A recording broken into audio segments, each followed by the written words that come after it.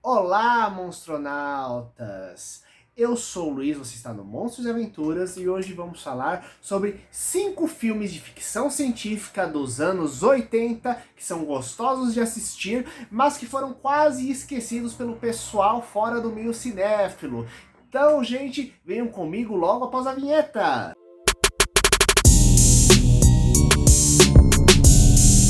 Começando primeiramente por Um Robô em Curto-Circuito, um clássico que passava várias vezes na sessão da tarde e que faz parte dessa listinha porque eu usei 3 critérios importantes, que é mais do que um top 5, são 5 filmes, cada um representando um tipo de filme de ficção científica diferente. Número 2, são filmes que são bons para assistir e bem interessantes. E número 3, como é o critério principal da lista, passados entre os anos 80, só que não são assim grandes, famosos, de uma grande produção, como uma Disney, por exemplo. Então, no caso de Um Robô em Curto-Circuito, esse filme, estrelado pelo robô inteligente Johnny 5, que passava várias vezes na sessão da tarde, na verdade é a continuação de outro filme, que inclusive só assisti anos depois, inclusive quase nunca passava na televisão, que é O Incrível Robô. Em O Incrível Robô, nós temos um super robô, no caso o Johnny 5, porque ele é o 5º protótipo que está sendo feito daquela linhagem de máquinas de guerra inteligente. Só que ele foge do laboratório que está em produção nos Estados Unidos e acaba se encontrando com uma garota que mora sozinha, a Stephanie, e a Stephanie acha que ele é um alienígena. Então ela começa a tentar explicar para ele como funciona o mundo, como é que o planeta Terra, nossos costumes, com isso começa a entupir ele de cultura pop americana. Enquanto isso, nós temos agentes do governo que estão querendo pegar e capturar o robô de volta. Sendo que, curiosidade, que um dos agentes do governo é interpretado pelo mesmo ator que faz o Tenente Marrone, o protagonista da linha de filmes Loucademia de Polícia. Então, ele já fez um policial super atrapalhado numa série de filmes de sátira e ele pegou também fez um agente especial do governo aqui dentro dessa comédia de aventura de ficção científica bem gostosa de se assistir.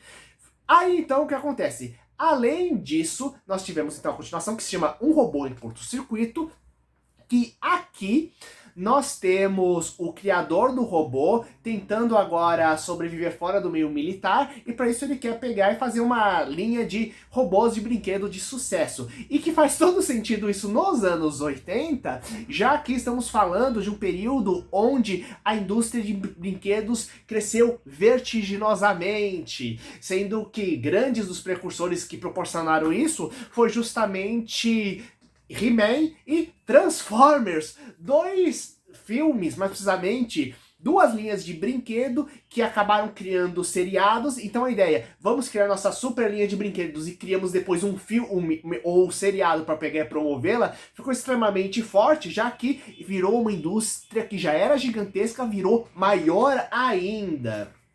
Então, só que ele tá tentando pegar e achar alguém que pegue, compre a ideia e recebe a ajuda justamente do Johnny 5, que volta para poder pegar e ajudar ele, inclusive, a pegar e fabricar os robozinhos. Só que, além disso, temos tanto o Johnny 5 pela primeira vez entrando numa cidade grande, tendo que lidar com as pessoas, cheio de confusões, quanto um grupo de vilões inescrupulosos que querem pegar aquela super maravilha da robótica e lucrar muito roubando ele. Então temos essas 2 linhas que aparecem, fora a própria saga do cientista que tenta pegar e produzir os robôs para poder pegar e vender, criar a própria linha. Não são robôs inteligentes, são robozinhos de brinquedo, galera. Então é um filme bem interessante para assistir, recomendo muito e é facinho de vocês acharem. Nossa próxima recomendação, saindo do meio dos robôs, indo pro meio dos aliens, para uma coisa menos de comédia, mas uma coisa mais contemplativa, é Cocoon, que inclusive chegou a ganhar Oscar de efeitos especiais, e o nome significa casulo. Por quê? Aqui temos um grupo de velhinhos que gosta de curtir uma piscina de vez em quando, só que de repente essa piscina começa a pegar e rejuvenescer e fortalecer o grupo de idosos que frequenta lá.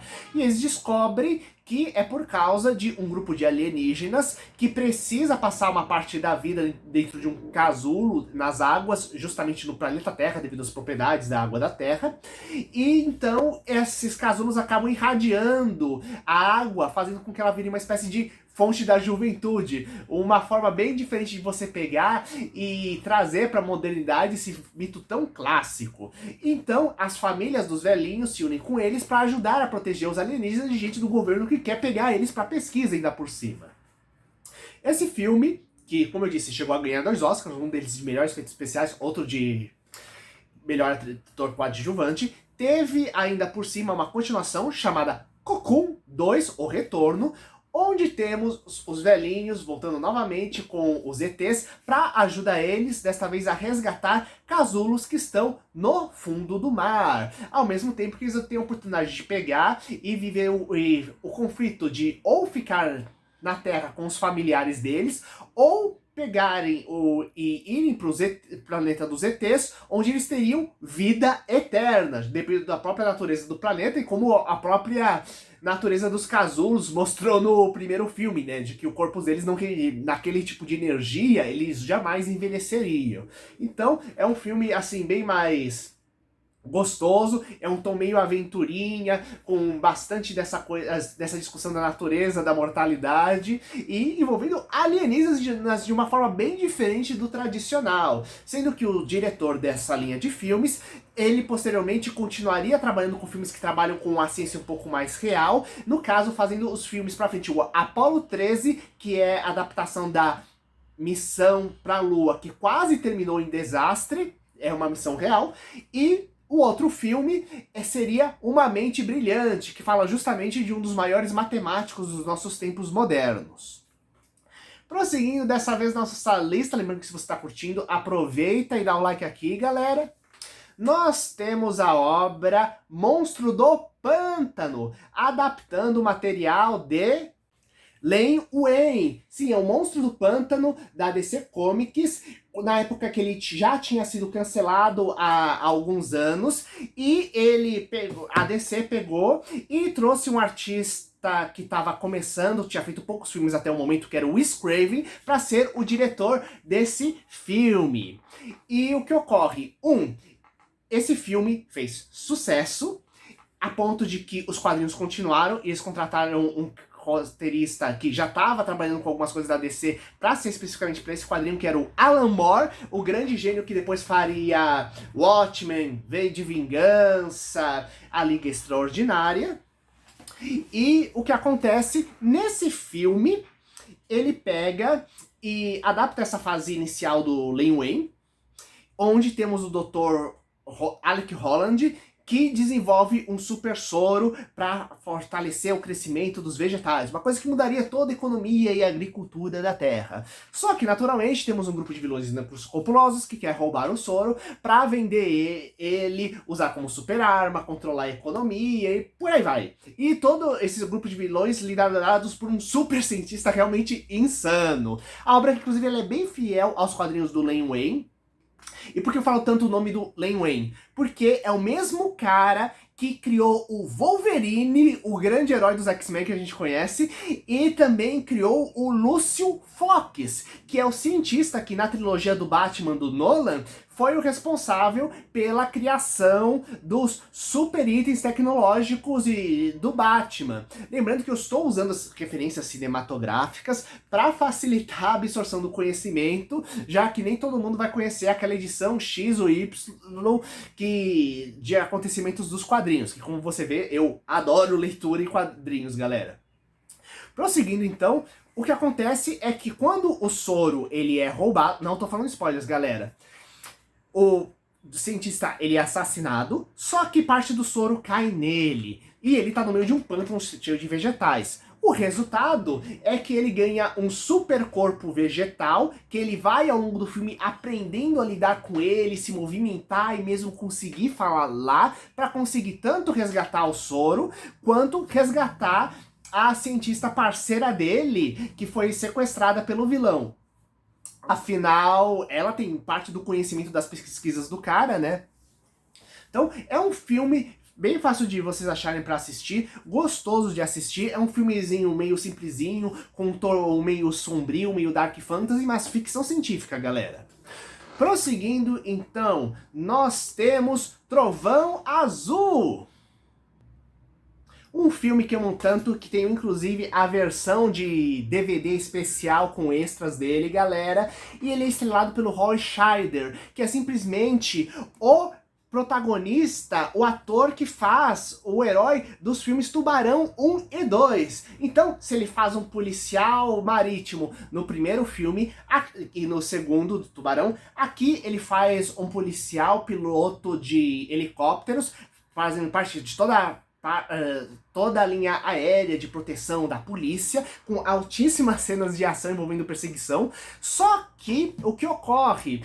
Tem um novo super tipo de helicóptero que está sendo projetado e testado pela polícia, que envolve tecnologia que é meio revolucionária para ela, envolvendo toda uma série nova de receptores, conectado com um sistema via satélite. Só que ele percebe que o avião está tendo algumas armamentos adicionais, começando a ficar meio militarizado, e ele começa a estranhar isso para a polícia e começa a desconfiar de toda uma tramóia, de toda uma rede de criar um sistema de super vigilância militar em cima da população por parte do governo americano, que quer transformar tudo numa grande tirania. Então, temos altas cenas de perseguição, o Trovão Azul, ele dá título ao filme, é o nome do super helicóptero especial, e além disso, é um filme que, quando eu assisti quando criança, antes disso, eu tinha um carrinho que eu brincava muito, chamado Trovão Azul. E o que acontece? Quando o filme foi passar, meu pai avisou que ia passar o filme, que era um filme que ele gostava bastante também, só que ele avisou, ó, só que não é de um super carro, dessa vez é de um super helicóptero. E pra mim podia ter tudo versão um Trovão Azul. Super trem, super helicóptero, super avião, super navio, sabe? Fica até... Se alguém estiver aí escutando, fazer essas ideias, galera. Então, gente, eu acho uma delícia de assistir esse filme. Inclusive, posteriormente, ele continuaria ainda na linha do cinema, o Roy, fazendo depois um dos cientistas de 2010, que é a continuação do filme 2001, Uma Odisseia no Espaço. Pouca gente sabe, mas esse filme teve continuação, gente, no cinema, além dos livros. E ele também fez um dos capitães da série SeaQuest, Missão Submarina, que era uma série dos anos 90, onde tínhamos as aventuras que aconteciam dentro da primeira colônia humana 100% embaixo d'água, basicamente uma das primeiras grandes cidades submarinas, né? Então era quase um Jornada nas Estrelas, só que se passando no fundo do mar. Eu achava uma delícia de assistir isso, gente. Então, pra gente concluir, vamos então para um filme de encolhimento, galera. E antes de encolhida, querido encolher as crianças, eu estou falando de Viagem Insólita.